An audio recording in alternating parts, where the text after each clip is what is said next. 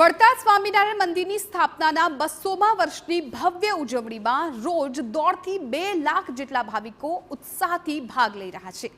ત્યારે આવનાર તમામ ભાવિકોની ભોજન વ્યવસ્થા માટે પણ અનોખું આયોજન કરવામાં આવ્યું। આ મહોત્સવમાં ભોજનશાળાની ખાસિયત એ છે કે આ ભોજનશાળા 24 કલાક ધમધમી રહે છે। દરરોજ મહાપ્રસાદ સ્વરૂપે લોકોને 2 મિષ્ટાન, ફરસાણ, દાળ ભાત, રોટલી, 2 શાક અને છાશ પીરસવામાં આવે છે। સમગ્ર ભોજન બનાવવા શુદ્ધ ઘી અને સિંગ તેલ વાપરવામાં આવે છે। આ માટે દરરોજ નાસિકથી 50 ટન શાકભાજી આવે છે, જેમાં 10,000 કિલો દૂધી, 6,000 કિલો ટમેટા, 500 કિલો દાડમ, 200 કિલો વટાણા સહિતના શાકભાજી હોય છે। આ ઉપરાંત બટાકા ડીસાથી લાવવામાં આવે છે।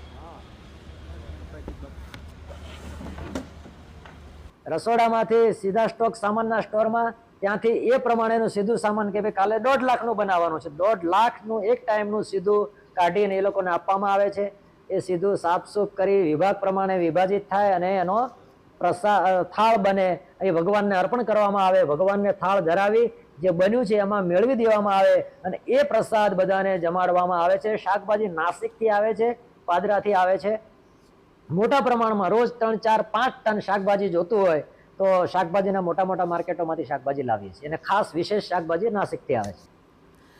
62,500 ચોરસ ફૂટ જમીન પર ભવ્ય ભોજનશાળા તૈયાર કરાઈ। 17 અલગ અલગ ડોમમાં 1 લાખ ભાવિકો એક સાથે બેસીને ભોજન લઈ શકે તેવી વ્યવસ્થા છે। આ ભવ્ય ભોજનશાળામાં 3200 ઉપરાંત સ્વયંસેવકો સેવા આપી રહ્યા છે। મુલાકાતીઓને દરરોજ 10 ટન શેરડીનો રસ પણ પીરસવામાં આવે છે। મહોત્સવના 4 મહિના અગાઉથી જ માઇક્રો મેનેજમેન્ટ કરીને રસોડું અને ભોજનાલય તૈયાર કરાયા છે। ખેડા જિલ્લાના પ્રસિદ્ધ યાત્રાધામ વડતાલ સ્વામિનારાયણ મંદિરમાં દ્વિશતાબ્દી મહોત્સવની અત્યારે ઉજવણી ચાલી રહી છે।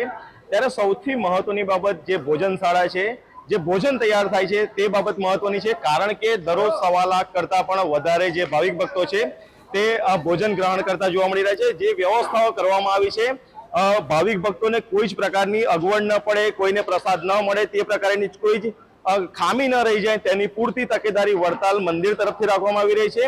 જે ભોજન અત્યારે તૈયાર થઈ રહ્યું છે તે સતત તાજું ભોજન બનાવવામાં આવી રહ્યું છે અને ભાવિક ભક્તો સરળતાથી તે ગ્રહણ કરી રહ્યા છે।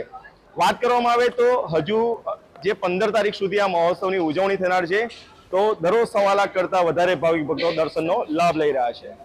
ધર્મેન્દ્ર ગભાસી, TV9 વડતાલ।